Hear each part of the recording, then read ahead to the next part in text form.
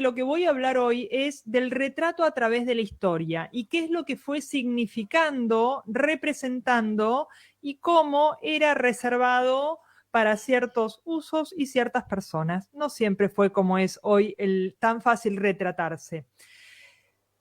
Vamos a arrancar diciendo que desde siempre la humanidad sintió esta necesidad por una cuestión de reconocerse, de plasmar la huella, es decir, la existencia, probarla y perpetuarla, y dejar en este mundo una evidencia de nuestro paso transitorio por él.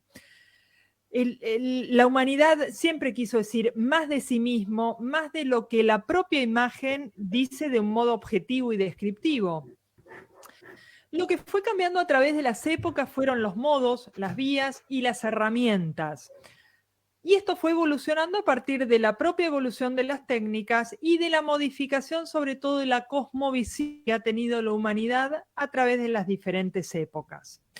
De esta manera, los retratos han funcionado siempre, más que como un retrato fiel de la propia persona representada, como ser particular, sino que lo que han funcionado siempre es un espejo de cómo han ido evolucionando las sociedades y son, hoy por hoy, cuando miramos para atrás, una buena manera de ver cómo era la cosmovisión del universo circundante en el momento que vemos esos retratos.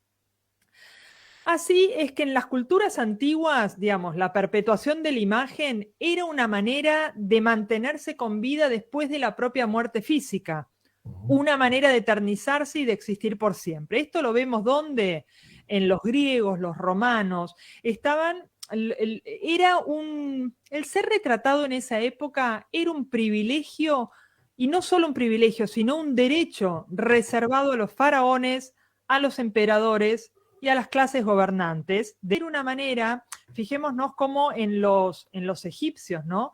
Tenían estas máscaras hechas de oro, de piedra, y era una manera de eternizar ese poder y la divinidad a través de una representación que después de muertos iba a ser lo que prolongase ese poder e influjo en los imperios y en los súbditos y también en el más allá.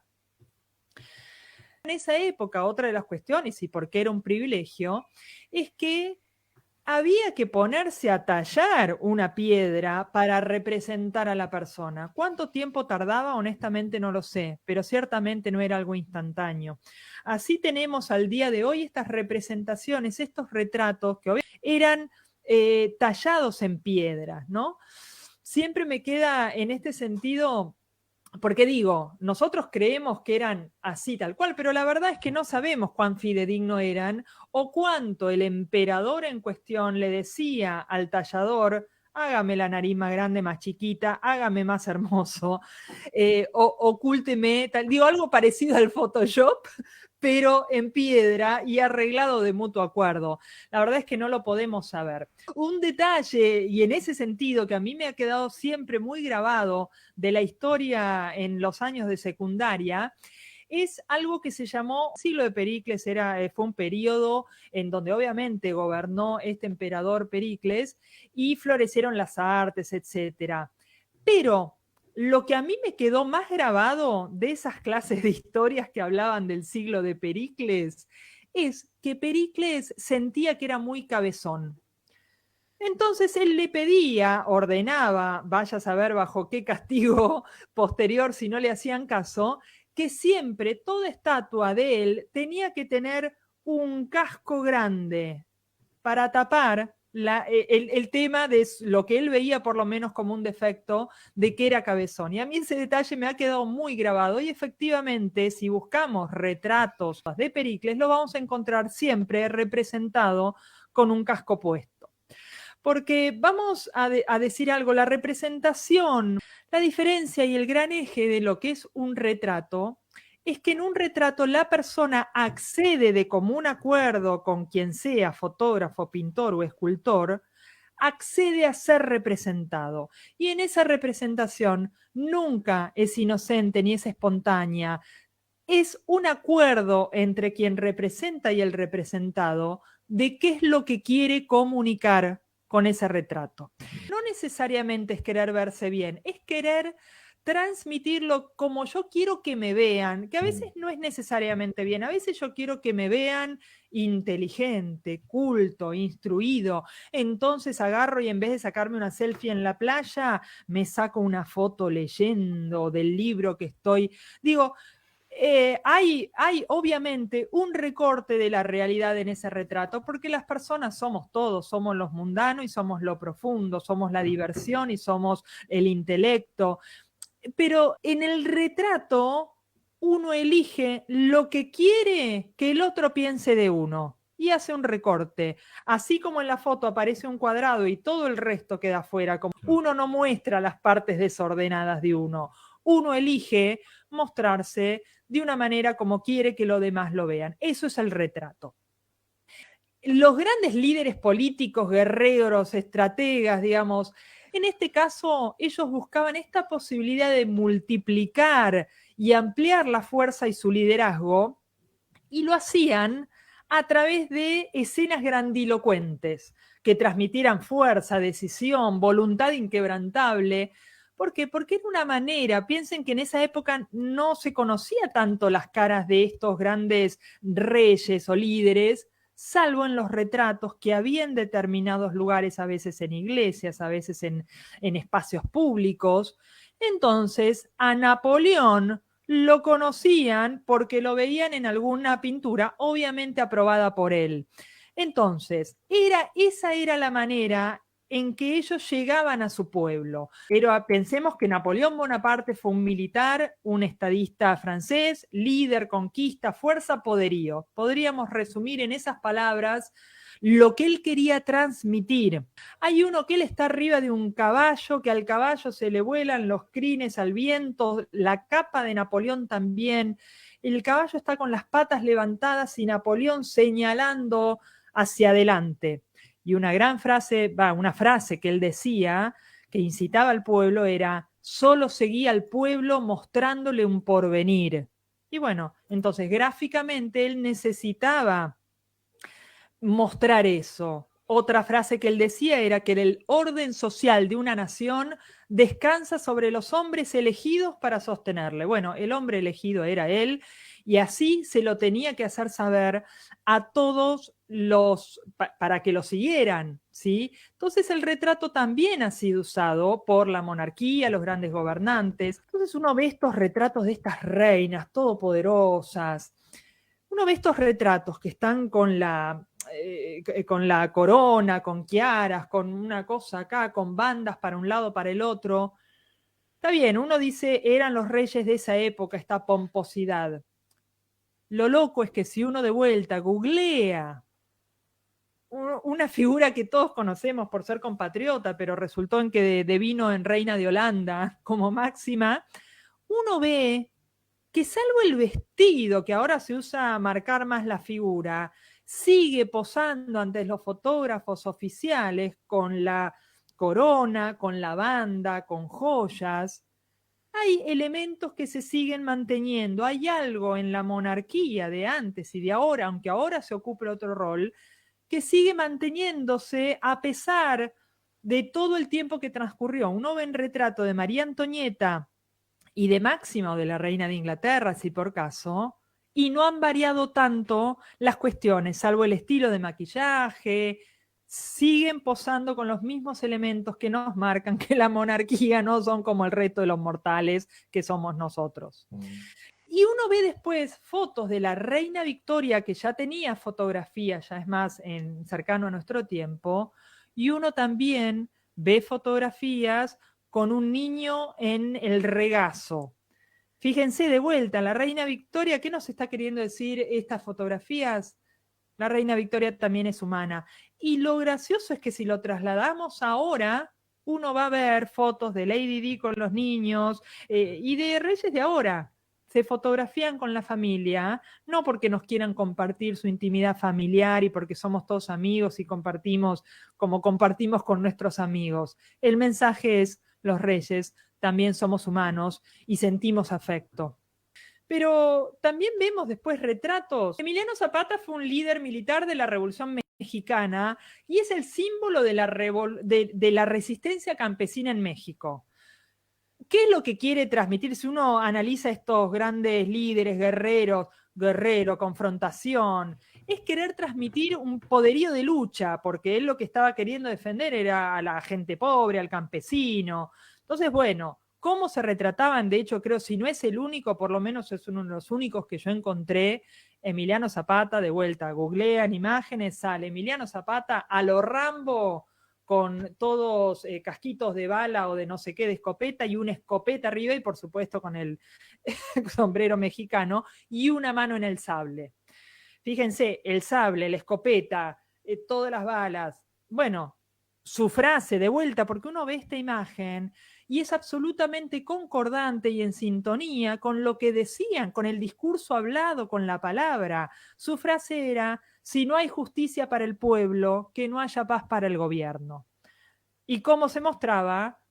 De esa manera, diciendo de una manera amenazante. Entonces, de vuelta el retrato. José de San Martín, militar y político argentino, libertador de Argentina, Perú y Chile. Cuando recordamos esos retratos, vamos a recordar varios, porque, insisto, siendo argentinos y siendo nuestro padre de la patria, tenemos en nuestro acervo visual muchos retratos de él. Uno de ellos es sobre el famoso caballo blanco. ¿Qué quería mostrar? Firmeza, liderazgo. ¿Cuál es una frase de él entre tantas que también tenemos en nuestro acervo cultural? La seguridad de los pueblos a mi mando es el más sagrado de los deberes. Entonces lo vemos arriba del caballo, firme, con esos sombreros que se usaban. De vuelta, estaba queriendo transmitir lo que transmitía con la palabra a partir de la imagen también. Porque estos retratos, en realidad lo que contaban, de vuelta, más o menos suponemos que los rasgos físicos de San Martín serían así, porque ya estamos más cerca de nuestro tiempo y hay tantos, pero lo que en realidad ellos querían contar era lo que en verdad hacía la causa por la cual ellos dedicaban la vida. Entonces, no es solo la cara de la persona. Lo que era de vital importancia es connotar a través de las poses, cómo estaban puestos, y de los elementos, esto es muy importante, los elementos que acompañaban al retrato. Con esto me refiero a vestimentas, accesorios, incluso hay un retrato que él está como envuelto en la bandera argentina.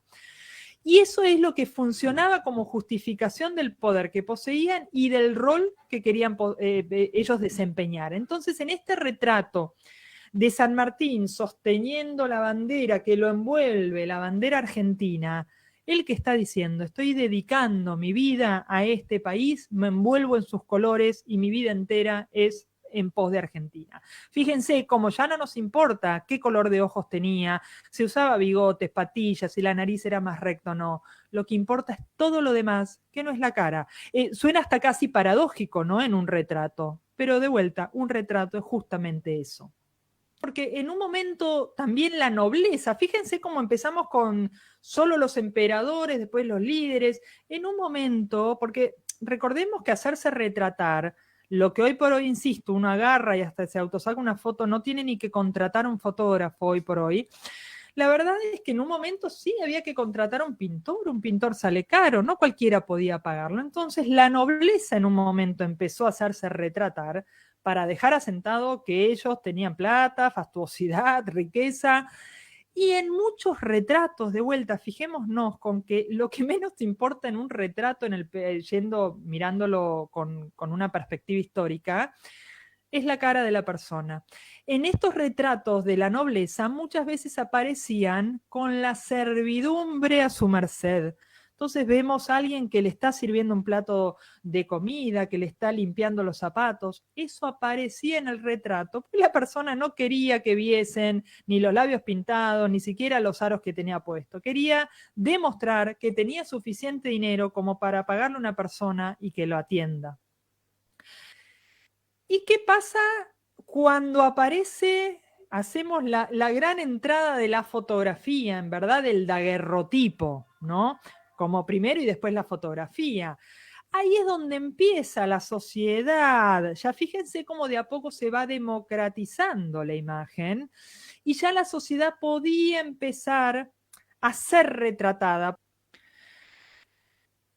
Con la fotografía, insisto, lo que pasó es ver imágenes de la gente común, ¿no? Entonces, ¿qué buscaba la gente cuando se hacía retratar? Iba a un estudio de fotografía y decía, quiero que me saquen una foto.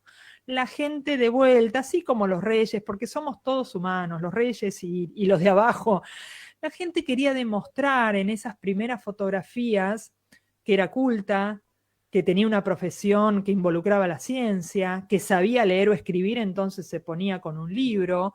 ¿Por qué? Porque pensemos también en la época, ya existía este nuevo continente, ya las familias empezaban en muchos casos a estar lejos unas de otras, y una manera de acercarse a esa otra persona, no es como ahora incluso que nos tomamos un avión y en 15 horas estamos en el otro lado del mundo.